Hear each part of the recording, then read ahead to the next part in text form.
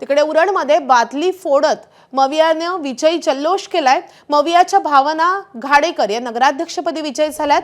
मनसे कार्यकर्त्यांना महेश बालदींनी मारहाण केल्याचा आरोप झालेला होता आणि त्यामुळेच त्याचा निषेध करत विजयानंतर बादली फोडून आमदार बालदींना डिवचण्यात आलंय।